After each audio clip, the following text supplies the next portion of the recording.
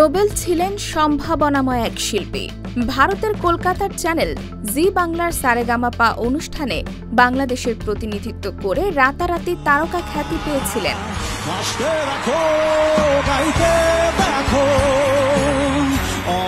কিন্তু কেউ জানত না এই মায়াবী চেহারার পেছনে লুকিয়েছিল বিভৎস ধর্ষক। এছাড়াও মাদক সেবন, স্ত্রীর গায়ে হাত তোলা, কনসার্টে মদ্যপ অবস্থায় ওঠার পাশাপাশি সিনিয়র গায়কদের নিয়ে ফেসবুকে তুচ্ছ তাচ্ছিল্য করে বক্তব্য দেওয়াকে কেন্দ্র করেও জেল খেটেছেন কয়েকবার। নোবেলের বিরুদ্ধে প্রথম ধর্ষণের মামলা হয় 2019 সালের 16 সেপ্টেম্বর। চট্টগ্রামের এক তরুণী পাঁচলাইশ থানায় তার বিরুদ্ধে মামলা করেন। ধর্ষণের মামলার রেশ কাটতে না কাটতেই ওই বছরের 15 নভেম্বর সালসাবিল মাহমুদকে ভালোবেসে বিয়ে করেন নোবেল। পরে দুজনের মধ্যে ঝগড়া বিবাদ ও ফেসবুক স্ট্যাটাস দেওয়ার ঘটনা ঘটে। দুজনেই একে অন্যের বিরুদ্ধে প্রতারণার অভিযোগ এনে গণমাধ্যমে শিরোনাম হন।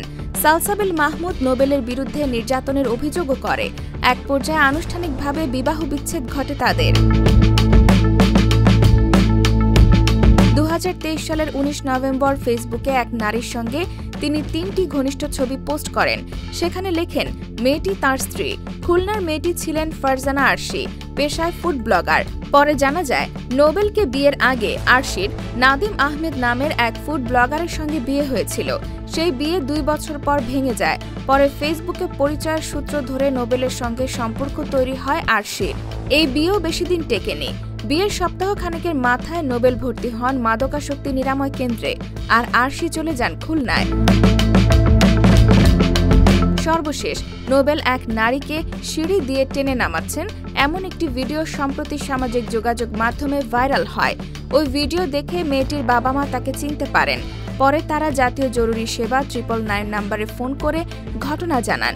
19 মে রাত 10টার দিকে পুলিশ ডেমরার একটি বাসায় অভিযান চালিয়ে ওই ছাত্রীকে উদ্ধার করে।